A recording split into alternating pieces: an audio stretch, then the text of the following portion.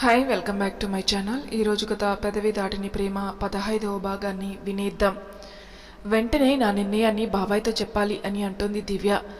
అమ్మ దివ్య, టైం అవుతుంది, త్వరగా రా అని పిలుస్తాడు సుందరం. వస్తున్నా బాబాయ్, కొంచెం రెడీ అవ్వాలి కదా అంటూ లంగావోణిలో లక్షణంగా రెడీ అయి వస్తుంది. అక్క, నేను అనుకున్న పని దిగ్విజయంగా జరగాలని కోరుకుంటూ మాకు ఎదుర్రా అని అంటుంది. ఉదయం లేచినప్పటి నుండి దివ్య చేస్తున్న హడావిడి చూస్తూ ఎందుకు ఎక్కడికని అడిగినా దివ్య ఎటువంటి సమాధానం ఇవ్వలేదు. ఇక బయటికి వెళ్లే ముందు అడగకూడదని సైలెంట్గా వాళ్ళకు ఎదురు వస్తుంది ప్రియ. దివ్య స్కూటీ స్టార్ట్ చేసి రాధగారి ఇంటికి పోనిస్తుంది. రాధగారు చిరునవ్వుతో వాళ్ళను లోపలికి ఆహ్వానిస్తారు. అర్జున్ కూడా ఇంట్లోనే ఉంటాడు. ఎందుకంటే దివ్య ప్రియని పంపను అంటే తానే ప్రియ దగ్గరికి వెళ్ళిపోవాలని లగేజ్ పట్టుకుని రెడీగా ఉంటాడు.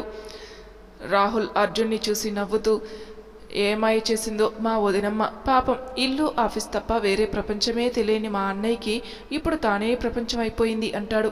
నా ప్రపంచం గురించి తర్వాత, ఇప్పుడు నీ సునామీ వస్తుంది చూడు, జాగ్రత్త అని అంటాడు అర్జున్. అర్జున్ దివ్య గురించి అనగానే రాహుల్ ఫేస్ లైట్గా సిగ్గుతో బ్లష్ అవుతుంది. ఏంటి సిగ్గుపడుతున్నావా?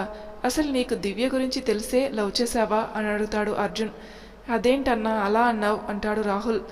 మొన్న తను మా ఆఫీస్లో పనిచేసే తాన్యని ఇంకా ఆ రౌడీని కొట్టిన పద్ధతి చూడాలి. ఆ రౌడీ గాడిని అయితే ఒకే ఒక కిక్కితో పడేసింది అని ఆ రోజు జరిగిన దాని గురించి వివరిస్తాడు. రాహుల్ అర్జున్ చెప్పిన దాన్ని చాలా ఎక్సైటింగ్గా వింటూ ఉంటాడు. రాహుల్ ఎక్స్ప్రెషన్స్ చూసి అంత ఎగ్జైట్ అవ్వకు, నీకు తనతో పెళ్ళయ్యాక నీ పరిస్థితి తలుచుకుంటేనే నాకు జాలీగా ఉందిరా అని అంటాడు అర్జున్. దివ్యకి కోపం ఎక్కువే, ప్రేమ ఎక్కువే. తను ప్రేమించిన వాళ్ళ జోలికి వస్తే దేనికైనా తెగించడానికి సిద్ధంగా ఉంటుంది అని రాహుల్ అనగానే ప్రియ కోసం దివ్య ఒంటరిగా పృథ్వీ దగ్గరికి వెళ్ళడానికి సిద్ధపడడం గుర్తుకు వస్తుంది. అసలు దివ్యలో నాకు నచ్చిందే అది, అందుకే నేను దివ్యని శివంగి అని పిలుచుకుంటాను అని అంటాడు. అర్జున్ కూడా అవును, దివ్య నిజంగానే శివంగి అని అంటూ, నీ శివంగి పిల్ల వచ్చినట్లుంది, వెళ్ళి చూడు అని అంటాడు. నువ్వు ముందు వెళ్ళు, నేను తర్వాత వస్తాను అని అంటాడు రాహుల్. రంగమ్మ అందరికీ టీ తీసుకుని వచ్చిస్తుంది. దివ్య టీ తీసుకుంటూ, నేను ఎక్కువ టైం తీసుకోను, డైరెక్ట్గా నా నిర్ణయం చెప్పేస్తాను. మా అక్క మీ అబ్బాయిని ఇష్టపడుతుంది కాబట్టి నాకు ఇష్టం లేకపోయినా మళ్ళీ పెళ్లి చేసి మీ ఇంటికి పంపాలి అనుకుంటున్నాం అని అంటుంది. రాధగారు అర్థం కాక, మళ్ళీ పెళ్ళి ఏంటమ్మా అని అంటారు. దివ్య సుందరం వైపు చూడగానే, అదేనమ్మా, మీరు మీ పెళ్లి కొడుకుగా చూసి ఎలా మురిసిపోయారు, మాకు మా ప్రియని పెళ్లి కూతురుగా చూసుకుని మురిసిపోవాలని ఉంటుందిగా అని అంటాడు. ఉంటుందనుకో కానీ అని రాధగారు ఆలోచనలో పడతారు. ఒప్పుకోండి వదిన గారు, మా చెల్లెలి పెళ్లి చేసే అదృష్టం ఎలానో కోల్పోయాం. కనీసం పెద్ద మేనకోడలు పెళ్లి చూసే భాగ్యాన్ని కల్పించండి అని వరప్రసాద్ గారు అంటారు. అప్పుడు పెళ్ళి అంటేనే వర్క్ డిస్టర్బ్ అవుతుందని నాన్న రాద్ధాంతం చేశాడు. మళ్ళీ ఇప్పుడు పెళ్ళంటే ఏమంటాడో ఏంటో అని రాధగారు ఆలోచిస్తుండగా, ఎక్కువగా ఆలోచించకండి, గుడిలో సింపుల్గా మన రెండు ఫ్యామిలీల మధ్యలో చేద్దాం అని దివ్య అనగానే, ఆలోచించకు మామ్, నేను రెడీ అని అంటాడు. పైనుండి కిందికి దిగుతూ దివ్య అర్జున్ వైపు చూసి ముఖం పక్కకు తిప్పుకుంటుంది. ఇంకా కోపం పోనట్లు ఉంది మా మరదల పిల్లకి అని అనుకుంటూ, పెళ్ళి ఎప్పుడు అని అర్జున్ అడగగానే, రేపు సాయంత్రం రాముల వారి గుడిలో అని పదానికి గ్యాప్ ఇస్తూ అంటుంది. అయితే ఇప్పుడు వెళ్ళి పెళ్ళికి కావలసిన నగలు చీరలు తీసుకుందాం అని మీనాక్షి గారు అనగానే దివ్య వాళ్ళ వైపు చూస్తూ, మీకు ముందే విషయం తెలిసిన నాతో చెప్పకుండా సైలెంట్గా ఉన్నారు కదూ, మాకు మీ చీరలు నగలు ఏం అవసరం లేదు అని బుంగమూతి పెట్టుకుంటుంది. సారీరా అని వరప్రసాద్ గారు దివ్య ముందు చెవులు పట్టుకొని అడుగుతారు. అయ్యో మామయ్య, ఏమిటి మీరు ఇలా చేస్తున్నారు, ఇలా చేసి నేను గిల్టీగా ఫీల్ అయ్యేలా చేయకండి అని అంటుంది. చీరలు నగలు పెట్టద్దు అని చెప్పకూడదు, అది మా హక్కు అని మీనాక్షి గారు దివ్య చెవి మెల్లిపెడుతూ అంటారు. అత్త సారీ, ఇంకెప్పుడు అలా అనను, చెవి నొప్పిగా పెడుతుంది, వదిలిపెట్టు అని అంటుంది. అప్పుడే వదిలిపెట్టను, నువ్వు నా కొడుకుని చేసుకుంటానని అంటేనే వదిలిపెడతా అని అంటుంది. నీ కొడుకునా, నేనా పెళ్లి చేసుకోవడమా, ఛాన్సే లేదు అని అంటుంది. ఏది ఆ మాట ఇటు చూసి చెప్పు అని అంటాడు రాహుల్ దివ్య వెనక నుండి. రాహుల్ గొంతులా ఉందే అంటూ వెనక్కి తిరుగుతుంది దివ్య. తన ఎదురుగా ఉన్న రాహుల్ని చూసి షాక్ అయి, ఏం జరుగుతుంది ఇక్కడ అని అంటుంది. అదే నేను అడుగుతున్నా, నన్ను ఇంట్లో విషయం చెప్పొద్దని నువ్వొచ్చి మా పేరెంట్స్తో మాట్లాడుతున్నావేంటి అని అంటాడు. మీ పేరెంట్స్ అంటే నువ్వు అని మీనాక్షి ప్రసాదుల వైపు చూడగా వాళ్ళు నవ్వుతూ మేమే అని అంటారు. అంతేకాదు అంతేకాదు ఆ రోజు మీ అక్కని కాపాడడానికి ప్రయత్నం చేసి ప్రమాదంలో పడ్డ వ్యక్తి ఎవరో కాదు మా అన్నయ్య అర్జున్ అని అంటాడు. దివ్యకి అక్కడ చూసిన దృశ్యాలు విన్న విషయాలు అర్థం చేసుకోవడానికి కాస్త టైం పడుతుంది. దివ్య ఫోన్ రింగ్ అవ్వడంతో తేరుకుని ఫోన్ ఆన్సర్ చేస్తుంది. హలో అను, చెప్పు, ఎక్కడ ఉన్నావే? దివ్య అయోమయంలో ఏం మాట్లాడుతున్నావే అంటుంది అను. దివ్య ఏదో చెప్పేలోపు రాహుల్ దివ్య దగ్గర ఫోన్ తీసుకుని మీరు డైల్ చేసిన యూజర్ ఇప్పుడు బిజీగా ఉన్నారు, దయచేసి కాసేపటి తర్వాత ప్రయత్నం చేయండి అని ఫోన్ పెట్టేస్తాడు. రాహుల్ దివ్య చేతిలో ఫోన్ పెట్టి ఇప్పుడు చెప్పు, మా అన్నయ్య మీ అక్కకి భర్తగా ఓకేనా అని అడుగుతాడు. ఆ బావగారు అని అర్జున్ని పిలవగానే అర్జున్ చుట్టూ ఎవరైనా ఉన్నారేమో అని చూస్తాడు. మిమ్మల్నే బావగారు, మీరు సాయంత్రం ఫ్రీగా ఉంటే కలిసి షాపింగ్ చేద్దాం అని అంటుంది. అర్జున్ నవ్వి దివ్య తలపై చేయి వేసి ఓకే అని అంటాడు. ఇప్పటి వరకు మీ అబ్బాయి అని పిలిచి ఇప్పుడు బావగారు అంట అని రాధగారు దివ్యని ఆటపటిస్తూ అంటారు. అలా వీళ్ళు హాయిగా నవ్వుతూ ఉంటే ప్రియ మాత్రం టెన్షన్ పడుతూ అటూ ఇటూ తిరుగుతుంది. కార్తీక్ సుధా ఎంత చెప్పినా వినదు. ఎందుకే ఇప్పుడు ఇక్కడికి తీసుకుని వచ్చావు? నిన్ననేగా షాపింగ్ చేశాం అని అంటుంది ప్రియ. అది అను పెళ్లి కోసం, ఇప్పుడు నీ పెళ్లి కోసం అని అంటుంది దివ్య. దివ్య అలా అనగానే ప్రియ గుండెల్లో బాంబు పేలినట్టు అవుతుంది. పెళ్ళి అంటే అని అంటుంది. పెళ్ళంటే ఏంటో తెలీదా నీకు అని అడుగుతుంది దివ్య. దివ్య జోక్స్ వేయకు, అసలు మీరు ఉదయాన్నే ఎక్కడికి వెళ్ళారు? అప్పటి నుండి అడుగుతూనే ఉన్నాను, ఏమీ చెప్పలేదు అని అంటుంది ప్రియ. అక్క కాసేపు ఊరుకో, పెళ్లి కొడుకు ఫ్యామిలీ వాళ్ళు వస్తున్నారు, ఇప్పుడు నువ్వు గొడవ చేసావంటే నీకు పెళ్ళి ఇష్టం లేదనుకుంటారు అని అంటుంది. దివ్య అని ప్రియ కోపంగా చూస్తుంటే అదిగో వాళ్ళు వచ్చేశారు అని అంటుంది దివ్య. ప్రియ అసహనంగా తల పక్కకి తిప్పి చూడగా ఎదురుగా ఉన్న వాళ్ళని చూసి చిరునవ్వుతో పెదవులు విచ్చుకుంటాయి. ఏంటక్క భయపడ్డావా అని అంటుంది దివ్య. భయపడక నువ్వు పెట్టిన టెన్షన్ మామూలుగా ఉందా మరి? నిన్ను ఎవడు చేసుకుంటాడో కానీ అని కార్తీక్ అనగానే రాహుల్కి ఎక్కిళ్ళు స్టార్ట్ అవుతాయి. ఎవరో తలుచుకున్నట్లున్నారు నిన్ను అని అంటుంది మీనాక్షి. రాములవారి గుడిలో పెళ్లి ఏర్పాట్లు అందంగా జరుగుతుంటాయి. ప్రియని పెళ్లి కూతురుగా అలంకరిస్తారు మీనాక్షి, సుధా. దివ్య, రాహుల్ మండపం డెకరేషన్, పెళ్లి తంతులో కావలసినవి చూసి లేనివి ఏర్పాటు చేస్తూ ఉంటారు. లిల్లీ, రిషిలు అర్జున్ రూమ్లో ఉంటారు. అను, చైతు దివ్య చెప్పిన వాటి కోసం బయటికి వెళ్తారు. ఏంట్రా అర్జున్, ముందు పెళ్లి జరిగినప్పుడు లేని కళ ఇప్పుడు ముఖంలో కొట్టొచ్చినట్లు కనపడుతుందిరా అని అంటాడు శ్రీకర్. నాకు ప్రియని పెళ్లి కూతురుగా చూడాలని అనిపిస్తుంది, నువ్వు వెళ్ళి తను రెడీ అవ్వగానే ఫోటో తీసి సెండ్ చేయి అని మెసేజ్ చేస్తాడు అర్జున్. శ్రీకర్ తనకి ఇచ్చిన మెసేజ్ చదివి ఆఖరికి నన్ను ఇలా పోస్ట్ మ్యాన్లా కూడా వాడుకుంటున్నావు కదరా అని అనుకుంటూ వెళ్తాడు. లిల్లీ, రిషిలు కూడా మాట్లాడుకుంటూ శ్రీకర్ వెనకే వెళ్తారు.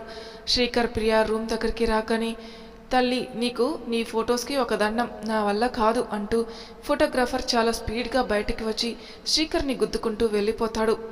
శ్రీకర్ హే చూసుకోవయ్యా అంటూ కిందికి ముందుకు తిరిగేటప్పటికి స్పీడ్గా వస్తున్న అమ్మాయి శ్రీకర్ని గుద్దుకొని కింద పడిపోతుంది. శ్రీకర్ ఆ అమ్మాయిని పడిపోకుండా పట్టుకుంటాడు. ఆ అమ్మాయి కళ్ళు తెరిచి చూడగానే హే నీకు అసలు నడవడం రాదా, ఎప్పుడు పడిపోతుంటావు అని అంటాడు. తను ఎవరో మీకు అర్థమైందనుకుంటా. పాపం అందరూ వాళ్ళ జోడీలతో కలిసి తిరుగుతుంటే తను సింగిల్గా ఉన్నందుకు ఫీల్ అవుతుంటే ఫోటోగ్రాఫర్ కనిపిస్తాడు. ఖాళీగా ఉన్నాం కదా అని కొన్ని ఫొటోస్ తీసుకుందామని అతన్ని పిలిచి అలా తీయి ఇలా తీయి అంటూ అతన్ని బుర్ర తినేస్తుంది. అందుకే అతను భయపడి పారిపోయాడు. జాను శ్రీకర్ కల్లోకి చూస్తూ గ్రీక్ వీరుడు అని అంటుంది. శ్రీకర్కి ఆ మాట వినిపించక ఏంటి ఏమన్నావు అని అడుగుతాడు. జాను మెల్లగా శ్రీకర్ చేతుల్లో నుండి విడిపించుకుంటూ గ్రీక్ వీరుడు నా రాకుమారుడు అని జాను పాడుతుంటే శ్రీకర్ జానుని తప్పించుకొని వెళ్ళబోతుంటే అతని చేయి పట్టుకొని కళ్ళల్లోనే ఇంకా ఉన్నాడు అంటూ పాడుకుంటూ ఉంటుంది. అను జాను పాడుతూ ఉండగా హే హే వదులు అని తన చేయి విడిపించుకొని పిచ్చి ఏమైనా పట్టిందా అని లోపలికి వెళ్ళిపోతాడు. ఇదంతా గమనించిన లిల్లీ, రిషిలు ఏంటే అతన్ని చూసి గ్రీక్ వీరుడు అని అంటున్నావు, కొంపదీసి నువ్వు వెతుకుతున్న అబ్బాయి ఇతను ఒక్కరేనా అని అంటారు ఇద్దరు. జాను అవును అన్నట్లుగా తల ఊపుతుంది. అతను దివ్య వాళ్ళ బావ ఫ్రెండే అని అంటారు. శ్రీకర్ ప్రియని ఫోటో తీసి అర్జున్కి సెండ్ చేస్తాడు. వైట్ గోల్డ్ జెర్రీ అంచు ఉన్న పట్టు చీరలో నుదుటిన బాసికం, చేతుల నిండా గాజులు, బుగ్గన చుక్కతో చూడడానికి రెండు కళ్ళు చాలనంత అందంగా ఉంటుంది ప్రియ. అర్జున్ ప్రియ ఫోటోని చూడగానే వెంటనే తనని కలవాలని అనిపిస్తుంది. శ్రీకర్ బయటికి రాగానే జాను ఎదురుగా వచ్చి నా పేరు జాను, నేను దివ్య ఫ్రెండ్ని అని తనని తను పరిచయం చేసుకుంటుంది. హో ఓకే, మీరు చెప్పడం అయిపోతే నేను వెళ్ళవచ్చా అని అంటాడు శ్రీకర్. జాను పక్కకి జరిగి అసలు నన్ను పట్టించుకోవడమే లేదు అని అనుకుంటుంది. ప్రియని పెళ్లి కూతురుగా చూసి వరప్రసాద్ గారు కళ్ళు చెమ్మగలుతాయి. అక్క నీకు ఎవ్వరి దిష్టి తగలకూడదు అంటూ అరికాలకి దిష్టి చుక్క పెడుతుంది దివ్య. ప్రియని పెళ్లిపిట్టెలపైకి తీసుకుని వెళ్ళగానే దివ్యని తన వైపుకి లాక్కుని నా స్వీట్ హార్ట్కి కూడా ఎవరి దిష్టి తగలకూడదు అంటూ దివ్య కళ్ళకి ఉన్న కాటుకను తీసి తన నడుంపై పెడతాడు రాహుల్. రాహుల్ చేయి దివ్య నడుంని చుట్టేయబోతుంటే దివ్య రాహుల్ చేతిపై గట్టిగా గిచ్చి ఇది గుడి, పిచ్చి వేషాలు వేయకు అని అంటుంది. అమ్మో రాక్షసి గట్టిగా గిచ్చేసింది అంటూ చేయి రుద్దుకుంటాడు రాహుల్. దివ్య నవ్వుకుంటూ మండపం పైకి వెళ్తుంది. సుధా కార్తీకులు కాలు కడిగి కన్యాదానం చేయగా మీనాక్షి వరప్రసాద్ గారు కన్యాదానం తీసుకుంటారు. అలా ఇరు కుటుంబాల సమక్షంలో అర్జున్ ప్రియల పెళ్లి జరుగుతుంది. జాను మాత్రం శ్రీకర్ ఎక్కడ ఉంటే అక్కడే అతని చుట్టూ తిరుగుతూ ఉంటుంది. నువ్వెక్కడ తగిలావే, నీకు దండం పెడతా, నన్ను వదిలేవే అని అంటాడు శ్రీకర్. జాను కుదరదు అని తల అడ్డంగా ఊపుతుంది. శ్రీకర్ ఎవరో పిలుస్తున్నట్లు వస్తున్నా అంటూ రాహుల్ పక్కన చేరుతాడు. ఏంటి బ్రో అలా పరుగులు పెడుతున్నావు అని అడుగుతాడు శ్రీకర్. దేవుడి గుడిలో దెయ్యం తగులుకుంది అని అంటాడు జానుని చూపిస్తూ. పెళ్లి తంతు ముగిశాక చేయవలసిన కార్యక్రమాలు పూజలు వ్రతాలు గుడిలో జరిపిస్తారు పంతులు గారు. అందరూ అర్జున్ ఇంటికి చేరుకుంటారు. రంగమ్మ అందరికీ టీ కాఫీ ఇచ్చి ప్రియకి అర్జున్కి జ్యూస్ ఇస్తుంది. అర్జున్ ప్రియతో మాట్లాడాలని ట్రై చేస్తే కారులో జనాలు పోనీ రూమ్లోకి వచ్చాక మాట్లాడొచ్చు అనుకుంటే ఇద్దరిని వేరే వేరే రూమ్లో ఉంచుతారు. అర్జున్ దగ్గరికి శ్రీకర్ వచ్చి ఏంటి సార్ మంచి హుషారుగా ఉన్నారా అని అడుగుతాడు. నీకు అలా అనిపిస్తుందా అని అంటాడు అర్జున్. రాహుల్ లోపలికి వస్తూ అన్నయ్య అమ్మ వాళ్ళు మాట్లాడుకుంటూ ఉంటే విన్నాను. 3 నెలల వరకు మంచి రోజులు లేవంట మీ శోభనానికి అని అంటాడు రాహుల్. ఆ మాట వినగానే అర్జున్ షాక్ అయి ఏం మాట్లాడుతున్నావురా 3 నెలలు అని దిగులుగా అంటాడు. అవును బ్రదర్ జస్ట్ 3 months మాత్రమే అని అంటాడు కార్తీక్. అప్పటి వరకు ప్రియ మాతోనే ఉంటుంది, అదే మంచిది అని అనుకుంటున్నారు అందరూ అని అంటాడు. ఏంటి నువ్వనేది, ప్రియని మళ్ళీ తీసుకుని వెళ్ళిపోవడం ఏంటి, నేను ఒప్పుకోను అని అంటాడు అర్జున్. కార్తీక్ రాహుల్ శ్రీకర్ల వైపు చూస్తూ నేను చెప్పానా మనోడు ఇలానే రియాక్ట్ అవుతాడని నవ్వుతాడు. అంటే మీరంతా నన్ను ఆట పట్టిస్తున్నారా, పోండి ఇక్కడి నుండి అని బయటికి గెంటేసి రూమ్ డోర్ వేసుకుంటాడు. అర్జున్ వెంటనే ప్రియకి ఫోన్ చేస్తాడు. ప్రియ సిగ్గుపడుతూ హలో చెప్పండి అర్జున్ గారు అని అంటుంది. పక్కన ఉన్న దివ్య ప్రియని ఇమిటేట్ చేస్తూ ఉంటుంది.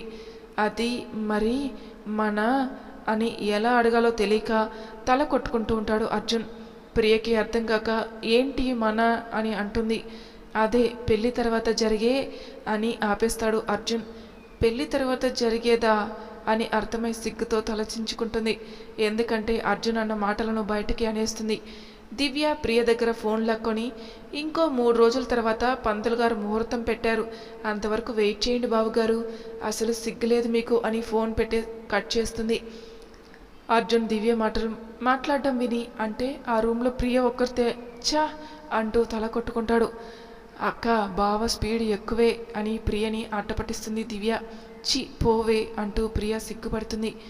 చూడు సుధా మన ప్రియ బుగ్గలు ఎలా ఎరుపెక్కాయో అని అంటుంది దివ్య. ఉదయాన్నే అర్జున్ ఆఫీస్కి రెడీ అవుతుంటాడు. ప్రియ అర్జున్కి కాఫీ తీసుకుని వస్తుంది రూమ్లోకి. అర్జున్ ప్రియ వచ్చినా పట్టించుకోకుండా తల దివ్వుకుంటూ ఉంటాడు.